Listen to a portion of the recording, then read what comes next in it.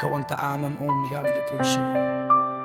Sa umagang pagod pa ang mundo, ikaw ang unang liwanag sa kwarto. Sa tahimik mong pag-aalaga, doon ko natutunang magmahal ng totoo.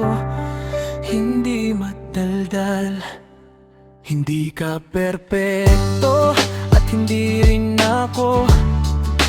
Ngunit sa bawat pagkukulang ko, may yakap kang hindi nanunumbat. May tinig kang laging nagsasabing, nandito lang ako. Ikaw ang dasal na hindi ko hiningi, pero ibinigay ng higit sa aking hinihintay. Ikaw ang tahanang pinipili ko, hindi minsan kundi habang buhay. Sa bawat araw na ako'y mahina, ikaw ang lakas na hindi nagyayabang. Mahal kita hindi lang dahil sa saya, kundi dahil sa hirap. Mas pinili mo pa rin magtagal.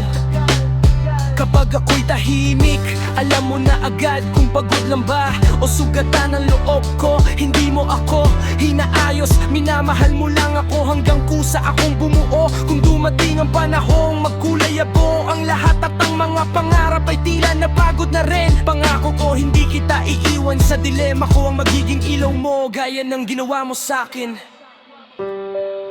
Ikaw ang araw-araw kong pinipili, sa gulo man o sa payapang sandali.